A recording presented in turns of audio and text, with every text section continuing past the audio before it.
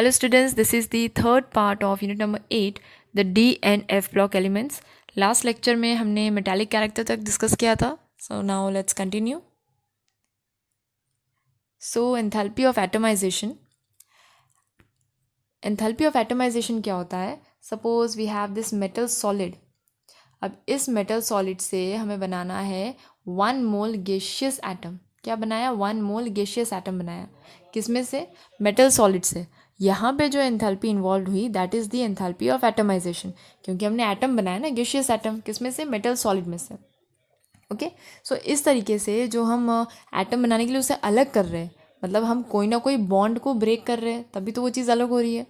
अब bond break जो हम कर रहे हैं, कितनी एनर्जी के साथ हम ब्रेक कर रहे हैं, वो डिपेंड करता है कि बॉन्ड कितना मजबूत है.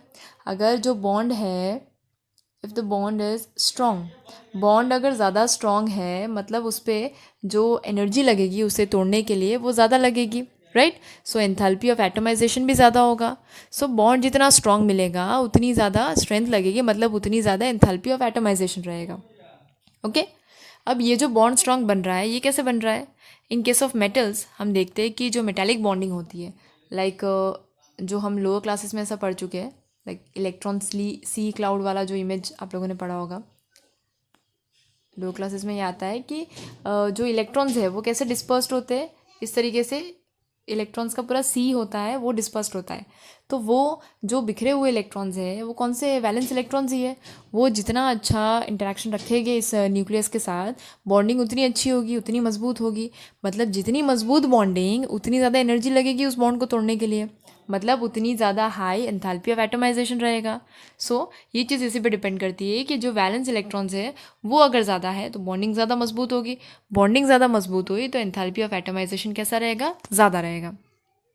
नाउ इन दिस ग्राफ, यहाँ पे लाइक सपोज अगर मैं इस फर्स्ट सीरीज़ की बात करूँ, ये जो ग्रीन वाला जो सीरीज़ है उसकी बात करूँ, तो इनिशियली आप देखो वैल्यू कम है, लास्ट में आप देखो वैल्यू कम है, लेकिन इन बिटवीन हमें वैल्यू ज़्यादा मिलती है. तो वो वही चीज़ है कि जो जहाँ पे वैलेंस इलेक्ट्रॉन्स फ्रीली अवेलेबल घूम पा रहे हैं, ठीक है. इलेक्ट्रॉन्स तो ज़्यादा आप जैसे आउटर आगे बढ़ेंगे एलिमेंट्स के साथ, तो इलेक्ट्रॉन्स क्या होते हैं? They get paired up. Electrons अगर पेयर हो जा रहे हैं मतलब वो बंद जा रहे हैं, वो फ्री नहीं है. अगर ये तीन, सपोज यहाँ पे 3 सिंगल इलेक्ट्रॉन्स है, मतलब ये 3 फ्रीली मूव कर सकते हैं, है कि नहीं. सो जितने अच्छे से मूवमेंट रहेगा वैलेंस इलेक्ट्रॉन्स का, उतनी अच्छी बॉन्डिंग रहेगी एंड उतना बेटर उनका एंथैल्पी ऑफ एटमाइजेशन रहेगा, मतलब उतना ज़्यादा रहेगा. बाकी केसेस में भी हम वही देखते हैं. इस सेकेंड सीरीज़ में भी यहाँ पे वैल्यू ज़्यादा है, वही यहाँ पे वैल्यू ज़्यादा है, तो उसके पीछे यही रीज़न होता है. नाउ मेटल्स जिनकी एंथैल्पी ऑफ एटमाइजेशन बहुत ज़्यादा है, they tend to be noble in the reactions. जाहिर सी बात है, अगर इलेक्ट्रॉन्स जो एटमाइजेशन है, अगर उसमें आपको एटम निकालने के लिए बहुत ज़्यादा एनर्जी की ज़रूरत है, और अगर उतनी एनर्जी नहीं मिल पा रही तो ऑब्वियसली वो उतने अच्छे से रिएक्ट नहीं कर पाएगा. वो मतलब वहाँ पे तो वो नोबल तरीके से ही बिहेव करेगा. एंड इस ग्राफ में like this is the first series, this is the second one, this is the third one. यहाँ पे आप देखो जो सेकेंड और थर्ड सीरीज़ है ना, उनके एंथैल्पी वैल्यूज़ ज़्यादा है, atomization values, as compare to first one. तो ये चीज़ वही एक इंपॉर्टेंट डिफरेंस दिखाता है कि मेटल मेटल बॉन्डिंग जो है कंपाउंड्स में, वो डिसाइड करता है कि किसका वैल्यू कितना ज़्यादा रहेगा.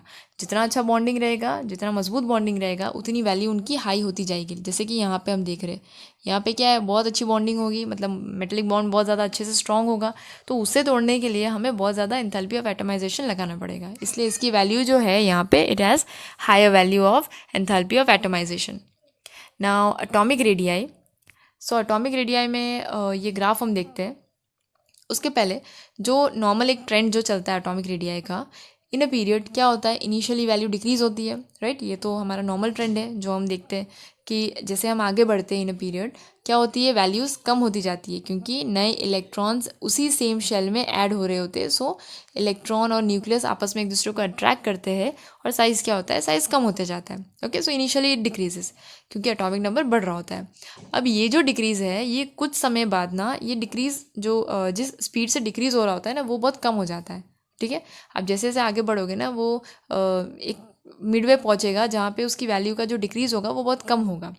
जैसे अगर मैं फर्स्ट ट्रांजिशन का एग्जांपल लूँ, जैसे स्कैंडियम वाली सीरीज़ जो है हमारी 3D series, scandium two chromium आप देखोगे वैल्यू डिक्रीज़ हो रही है एटॉमिक रेडियाई की, दैट इज़ नॉर्मल. लेकिन chromium to copper it becomes practically constant, मतलब लगभग वो वैल्यू कांस्टेंट हो जाती है। तो ऐसा क्यों हो रहा है कि यहाँ पे न्यूक्लियस है हमारा। अब जो ट्रांजिशन एलिमेंट्स होते हैं उनमें इलेक्ट्रॉन्स की फिलिंग कैसी होती है, ये हमारा न्यूक्लियस, यहाँ पे आखिरी वाला जो है हमारा 4s subshell, then 3d subshell, ठीक है। अब यहाँ पे हम देखते हैं कि सबसे पहले तो 4s वाले जो इलेक्ट्रॉन्स है वो भरे गए, राइट, आउटर मोस्ट। अब s में तो 2 ही इलेक्ट्रॉन्स आ सकते हैं, तो और तो कोई ऑप्शन ही नहीं है, s के बाद अब डायरेक्टली d में भरे गए इलेक्ट्रॉन्स। अब क्या होता है जब d में इलेक्ट्रॉन्स भरे गए, इनिशियली क्या होगा कि जो d के इलेक्ट्रॉन्स हैं उनका जो स्क्रीनिंग इफेक्ट होता है, स्क्रीनिंग इफेक्ट के बारे में हम प्रीवियस यूनिट में पढ़ चुके हैं, shielding and screening effect, right. किस तरीके से जो इनर वाले इलेक्ट्रॉन्स हैं, अंदर वाले इलेक्ट्रॉन्स हैं, जैसे ये कोई न्यूक्लियस है, यहाँ इसके अंदर वाले इलेक्ट्रॉन्स और ये आउटर वाले इलेक्ट्रॉन, ठीक है। तो किस तरीके से ये अंदर वाले इलेक्ट्रॉन इस बाहर वाले इलेक्ट्रॉन पे न्यूक्लियस का चार्ज जाने नहीं देते, ठीक है। किस तरीके से बीच में एकदम शील्ड बन के बैठे रहते हैं कि न्यूक्लियस का जो चार्ज है वो आखिर तक पहुंच नहीं पाता, ठीक है। तो वो क्या कर रहे हैं, स्क्रीन कर रहे हैं, वो शील्ड कर रहे हैं। सो ये होता है basically in short screening effect. So यहाँ पे क्या होता है, अब जब डी में जो इलेक्ट्रॉन्स जा रहे हैं, हमारा न्यूक्लियस यहाँ पे डी सबशेल और यहाँ पे 4s वाला।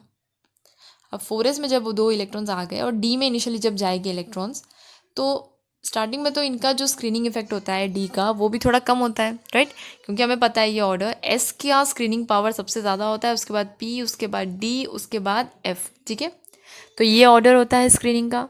अब जब डी में इलेक्ट्रॉन्स जाएंगे तो इनिशियली तो ये उतना अच्छे से स्क्रीन नहीं कर पाएंगे, मतलब एट द सेम टाइम यहाँ पे इलेक्ट्रॉन्स के साथ रिपल्जन भी रहेगा और उसी समय ये न्यूक्लियस के साथ चार्ज भी यूटिलाइज कर रहा होगा। सो ये डिफरेंस जो है, साइज़ जो पहले था कि एकदम डिक्रीज़ हो रहा है, वो चीज़ यहाँ पे धीरे धीरे संभल जाती है। अब कुछ एलिमेंट्स के बाद आप देखोगे कि डी सबशेल अच्छे से भरेगा क्योंकि डी में इलेक्ट्रॉन्स आएंगे ज़्यादा। सो डी में जब ज़्यादा इलेक्ट्रॉन्स आ गए तो इसका भी स्क्रीनिंग इफेक्ट इम्प्रूव होगा, मतलब ये अच्छे से अभी थोड़ा शील्ड कर पाएगा इन इलेक्ट्रॉन्स को। अब क्योंकि न्यूक्लियस का चार्ज भले बढ़ रहा है पर ये न्यूक्लियस के चार्ज को यूटिलाइज भी कर रहा है, एट द सेम टाइम ये शील्ड भी कर रहा है इन आउटर वाले इलेक्ट्रॉन्स को, ठीक है। आउटर वाले इलेक्ट्रॉन्स को प्रोटेक्ट भी कर रहा है न्यूक्लियस के चार्ज से। तो ये न्यूक्लियस का चार्ज और ये जो स्क्रीनिंग इफेक्ट दिखाता है, ये दोनों आपस में एक दूसरे को बैलेंस कर देते हैं। एक तरफ न्यूक्लियर चार्ज कर रहा है तो दूसरी तरफ स्क्रीनिंग इफेक्ट कर रहा है। सो इन दोनों की वजह से ये आपस में एक दूसरे को बैलेंस कर देते हैं। सो एट द एंड होता क्या है कि जो वैल्यू डिक्रीज़ हो रही होती है एकदम इनिशियली, वो यहाँ पे कांस्टेंट हो जाती है, ठीक है। तो यहाँ पे उतना ज़्यादा डिफरेंस देखने को नहीं मिलता कि बहुत इंक्रीज से बहुत डिक्रीज हो गया, ऐसा कुछ देखने को नहीं मिलता। They remain practically constant. And similarly for the second and third series भी वही चीज़ कि एंड ऑफ ईच पे इनके जो सबशेल में इलेक्ट्रॉन्स जाएंगे वहाँ पे क्या होगा कि डी में अगर यहाँ पे कोई डी सबशेल और ये न्यूक्लियस, इलेक्ट्रॉन्स एस में गए, उसके बाद डी वाले जो इलेक्ट्रॉन्स है ये क्या करेंगे, ये इनको शील्ड करने लगेंगे एंड सो न्यूक्लियस चार्ज को भी यूटिलाइज कर रहे हैं, स्क्रीन भी कर रहे हैं। सो आपस में एक दूसरे को बैलेंस करते हुए ये प्रैक्टिकली वैल्यू को कांस्टेंट कर देते हैं। तो वही चीज़ हम सेकेंड एंड थर्ड सीरीज में भी देखते हैं। अब आते हैं इस ग्राफ पे। अब इस ग्राफ में यू कैन सी कि जो ग्रीन वाली लाइन है that is the 3D series, the blue one is the 4D series, ठीक है। तो 3D से 4D की तरफ जब हम मूव करते हैं तो यहाँ पे आप ज़्यादा गैप देख सकते हो, है कि नहीं। वो गैप्स क्या इंडिकेट कर रहा है कि यहाँ पे डिफरेंस ज़्यादा आ रहा है जब आप 3D से 4D की तरफ मूव करते हो, ओके। साइज़ का जो रेडियाई का डिफरेंस है वो यहाँ पे सिग्निफिकेंट है, मतलब नज़र में आ रहा है कि हाँ उतना अच्छा खासा गैप है यहाँ पे। तो दैट इज़ नॉर्मल, क्योंकि हम जब टॉप टू बॉटम जब हम ग्रुप में मूव करते हैं what happens, new shells are added. ये तो वही पुराना वाला जो हम पढ़ते आ रहे हैं अब तक। टॉप टू बॉटम जब आप मूव करोगे तो नए शेल्स ऐड होते हैं जिसकी वजह से साइज़ जो है वो बढ़ता है, ओके। नाउ ये जो साइज़ बढ़ा that was the normal process.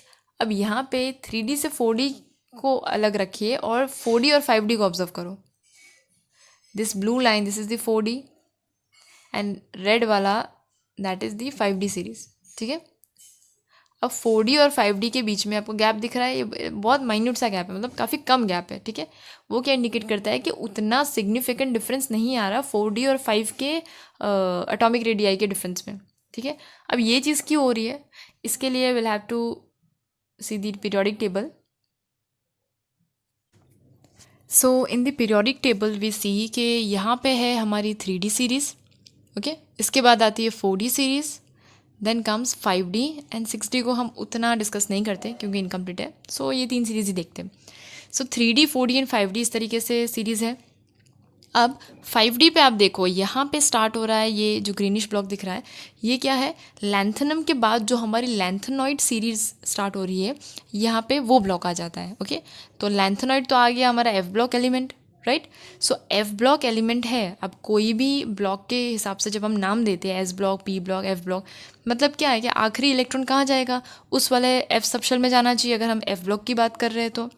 So in this case मैं लैंथेनाइड्स की बात करूँ क्योंकि यहाँ पे लैंथेनाइड की सीरीज स्टार्ट हो रही है, तो lanthanides they start from cerium to lutetium. Okay, तो यहाँ पे जो आखिरी इलेक्ट्रॉन होगा वो कहाँ जाएगा, वो जाएगा 4f सबशेल में। ओके, एंड स्क्रीनिंग पावर जो हम जानते हैं कि s का सबसे ज़्यादा, then p, then d, then f, right. So मतलब f का तो भाई ये तो बहुत ही गरीब है स्क्रीनिंग पावर में। सो f बहुत ही पुअर शील्डिंग दिखाता है, ठीक है। अब यहाँ पे क्या हो रहा है, जो इलेक्ट्रॉन जब एफ सबशेल में जाएगा तो व्हाट हैपेंस,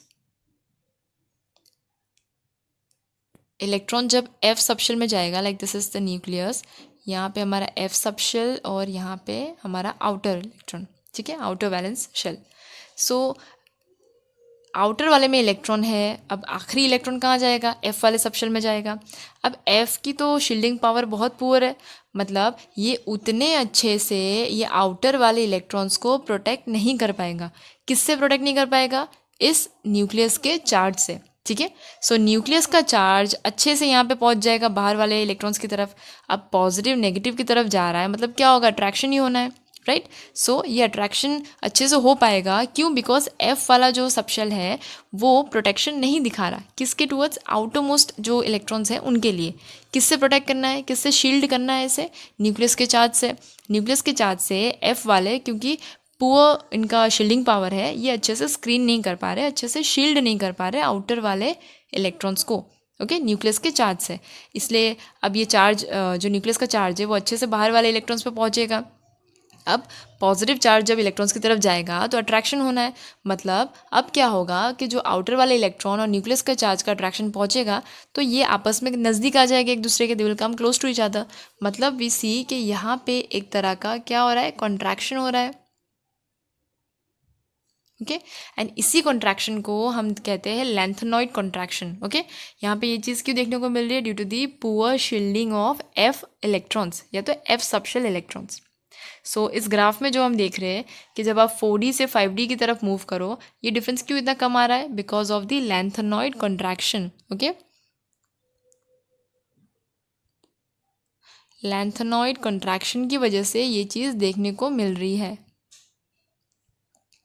कि जब आप 4D से 5D की तरफ मूव करोगे तो क्योंकि लास्ट इलेक्ट्रॉन कहाँ एंटर हो रहा है, एफ सबशेल में इलेक्ट्रॉन होगा, और एफ का शील्डिंग पावर कैसा है, काफ़ी पुअर है, इसलिए वो अच्छे से न्यूक्लियस का चार्ज रोक नहीं पाता आउटर इलेक्ट्रॉन्स तक पहुंचने के लिए। सो न्यूक्लियस का चार्ज फिर अच्छे से आउटर मोस्ट इलेक्ट्रॉन पे चला जाएगा, and so they will attract each other, और वो उसी तरह से कॉन्ट्रैक्शन दिखाएगा। सो यहाँ पे लैंथेनॉइड कॉन्ट्रैक्शन की वजह से साइज़ क्या हो जा रहा है, काफ़ी कम हो जा रहा है यहाँ पे, मतलब उतना सिग्निफिकेंट डिफरेंस आप लोगों को नहीं देखने मिल रहा। नाउ आयनिक रेडियाई, अब आयनिक रेडियाई में we see that same trend कि since the metals they exhibit different oxidation state, radii of ions they differ. मतलब इन जनरल अगर हम बोले तो आयनिक रेडियाइज जो है वो डिक्रीज होगा with increase in nuclear charge. Now comes the melting and boiling point. अब melting and boiling point in cases के लिए हम देखते हैं कि it has very high melting and boiling point. So melting point of these metals rise to a maximum value and then decrease with increase in atomic number। क्या हो रहा है, एक बार जो मेल्टिंग पॉइंट है मेटल का वो बढ़ेगा, कहाँ तक जाएगा, मैक्सिमम तक जाएगा, एंड उसके बाद धीरे धीरे डिक्रीज होते होते नीचे आ जाएगा, ठीक है। अब मतलब इस सेंटेंस का मतलब क्या हो रहा है कि आपका जो ग्राफ है उसमें कुछ ट्रेंड ऐसा होना चाहिए, पहले इंक्रीज़ हुआ, मैक्सिमम पहुँचा और फिर डिक्रीज़ हो गया, ठीक है। लेकिन अब इस ग्राफ को देखो तो यहाँ पे हमें ये वाली सीरीज़ तो सही मिल रही है भाई, ये तो जैसा बताया है वैसा ही है, इंक्रीज़ हुआ, मैक्सिमम तक गया, फिर डिक्रीज़ हो रहा है। लेकिन जो बाकी की दो सीरीज़ है यहाँ पे हम क्या देख रहे हैं कि स्पेशली दो एलिमेंट्स ऐसे हैं, दिस टेक्नीशियम एंड मैंगनीज। ठीक है, ये थोड़ा एबनॉर्मल बिहेवियर दिखाते हैं, सो इनका हमें ध्यान रखना पड़ेगा कि टेक्नीशियम और मैंगनीज ये क्या कर रहे हैं, ये एबनॉर्मल बिहेवियर दिखा रहे हैं, सो इनका एक एक्सेप्शन हो जाता है। अब ये जो मेल्टिंग पॉइंट और बॉइलिंग पॉइंट जो हम देखते हैं कि इतनी स्ट्रॉन्ग है, वो स्ट्रॉन्ग किस वजह से, that is due to the metallic bonding. ठीक है, एटम्स के बीच में आपस में मेटालिक बॉन्डिंग ज़्यादा है, इसलिए इनका मेल्टिंग और बॉइलिंग पॉइंट भी ज़्यादा होता है। मेटालिक बॉन्डिंग ज़्यादा है, उसे तोड़ने के लिए ज़्यादा टेम्परेचर चाहिए होगा, इसके लिए उनको मेल्टिंग और बॉइलिंग पॉइंट ज़्यादा देना पड़ता है। ओके, अब मेटल्स की तो एटमाइजेशन तो ऑलरेडी हाई होती है। Metals they have high atomization, अभी हमने थोड़ी देर पहले ही देखा एटमाइजेशन हाई होता है। तो metallic bond form due to interaction of electron in outermost orbital, जो बन रहा है, मतलब जो मेटालिक बॉन्ड फॉर्म हो रहा है, ये एटमाइजेशन से पता चल जा रहा है कि मेटालिक बॉन्ड कैसा होगा, मजबूत होगा। जो भी मेटालिक बॉन्ड बन रहा है इंटरैक्शन की वजह से वो मजबूत होगा। कैसे पता चल रहा है, because of that high atomization enthalpy.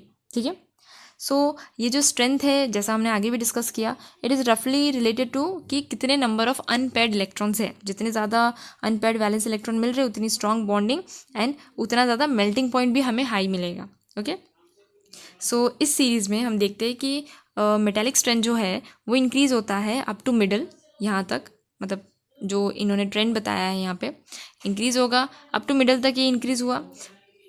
Moving in series metallic strength increases with that middle portion तक।